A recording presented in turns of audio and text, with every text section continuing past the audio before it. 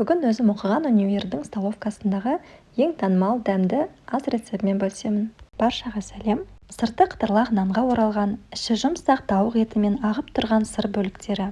Жылы естеліктерге толы студенттік шақтағы дәмді қайталап үйде жасап көрдім. Және де осы керемет тауық котлеттің рецептімен сіздермен бөліскім келді. Сіздер де жасап көріңіздер.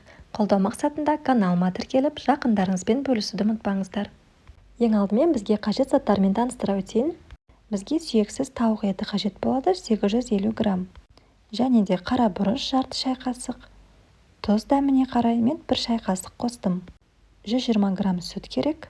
Және де бөлме температурасындағы 1 дана жұмыртқа. Ірімшік қосамыз, сыр, яғни 150-200 грамм. Сосын нанның жұмсақ ішкі бөлігі қажет 120 грамм. Бөлке нандыкін алсаңыздар жақсы. Котлетті аунату үшін бізге панировочный сухари керек болады. Және де қатқан нан турамдары керек. Мен өзім үйде жасап қойғанмын. Панировочный сухари шамамен 150 грамм, қатқан нан турамдары да шамамен 150 грамм қолдандым. Сүйексіз тауық етін алу үшін мен үйдегі бар 3 осындай тауық аяғының еттерін кесіп бөліп алдым. Осындай 3 тауық етінен менде 850 грамм ет алынды. Ал қабығы мен сүйектерін бөлек алып, оны сорпа етіп қайнатып алғам. Кәдімгі тауық сорпасы етіп жасадым. Дегенмен сіз дәл осылай жасауыңыз қажеті жоқ. Дүкеннен тауықтың төс етін грудинкасын алсаңыз жеткілікті. Ендігі кезекте турап алған нанның ішкі жұмсақ бөлігіне сүтімізді құйып қоямыз. Нанды жақсылап басып қойыңыздар, сүтке нанды жақсылап батырып, жібітіп алуымыз керек. Енді сүйексіз тауық етін немесе тауықтың төс етін блендердің көмегімен жақсылап фарш қайналдыратын боламыз. Етті алдымен кішкене бөліктерге турап алыңыздар, сонда блендердің жұмыс істеуі оңайырақ болады. Үй жағдайында осылай тауықтың етін турап, блендер арқылы фарш жасап алуыңызға болады. Немесе дүкеннен дайын тартылған тауық етін сатып алсаңыз болады. Міне енді ыдысымызға тауықтың фаршын саламыз. Үстінен 1 жұмыртқамызды жарып қосамыз. 1 шай қасық толтырып тұз саламыз. Жарты шай қасық қара бұрыш қосамыз. Сүтке батырылған нанды қосамыз. Енді қосылған заттардың барлығын жақсылап араластырып шығамыз.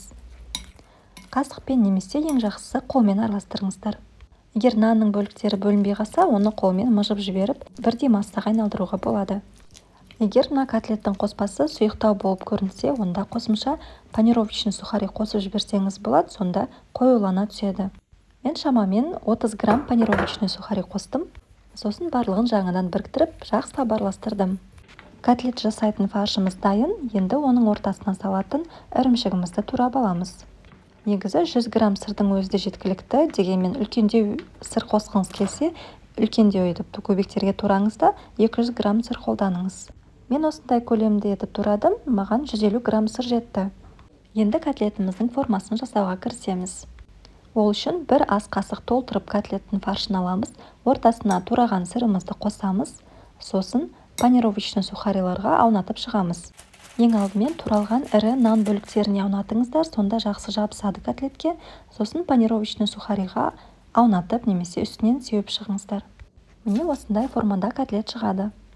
Енді келесі котлеттерді де дәл солай қайталап жасап шығамыз. 1 ас қасық фаршты аламыз, ортасына сырды қосып, жақсылап дөңгелетеміз. Сосын нан бөліктеріне аунатамыз және де панировочный сухариға аунатамыз. Менде дәл осындай көлемде 15 дана котлет шықты. Сыртындағы нан бөліктерін міндетті түрде қосыңыздар, себебі сырты қытырлап өте керемет дәм береді. Ал ішінде жұмсақ сыр ағып тұратын болады. Осы тауық етіне гарнир ретінде мен картоп пюресін дайындадым. Ол үшін 1 килограмм картопты аршып, жақсылап жуып, көбектерге турап, қайнатып алдым. Қайнаған соң суын төгіп тастап, жақсылап пюре езгішпен езіп шығамыз. Сосын шамамен 1 ас қасық сары май қосамыз. Мен 82% сары майды қолданамын. Пюрені жұмсақ болу үшін міндетті түрде сүт қосамыз. Шамамен 250 мл сүт қосамыз. Мен алдын ала жылытып алдым. Сосын дәміне қарай тұз қосамыз. Қаласаңыз әрине қара бұрышта қосуға болады. Балалар жейтін болғандықтан мен оны қосқан жоқпын. Енді қосқан заттарымыздың барлығын біріктіру үшін жақсылап тағы да езіп араластырып шығамыз. Дәл осылай жасасаңыз, пюреңіз өте жұмсақ, нәзік болып шығады. Жақсылап араластырып болған соң қақпағын жауып қойыңыздар. Енді котлеттерімізді сұйық майға бір аунатып қуырып аламыз. Көп қуырмаймыз, тек қана екі бетінен қызартып аламыз.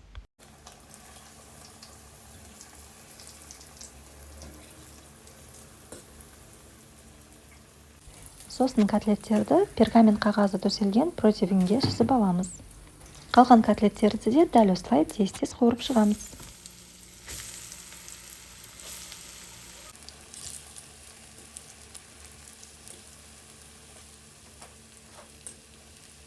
Сосын 180 градуста алдын ала қызып тұрған духовкаға 10-15 минут пісіріп аламыз.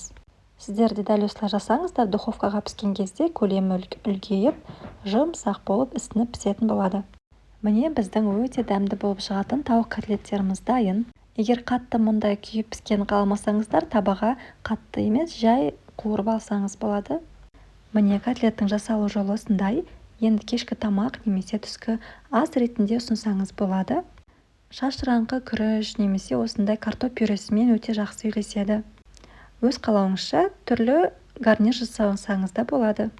Мен үстінен тағы да кетчуп қостым. Және де артылған ірімшікті үккіштен өткізіп бетіне сеуіп шықтым. Және де өзіңіз ұнатқан көк шөппен ұсынсаңыз болады. Туралған көк пияз, укроп немесе кинза. Қосымша қызанақ, қияр салатымен ұсынсаңыз болады. Міне қазір ішін кесіп көрсетемін. Ыстық котлет, сырты қытырлақ, ал іші жұп-жұмсақ. Және де ағып тұрған ірімшік.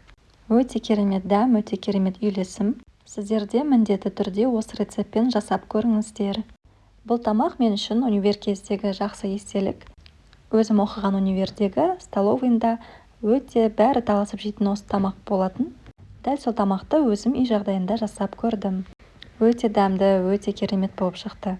Сіздерге де рецепт ұнаған болса, міндетті түрде сақтап алыңыздар, жасап көріңіздер және де бөлісіңіздер нәтижесімен. Каналға тіркелмеген болсаңыздар, міндетті түрде тіркеліп өтіңіздер.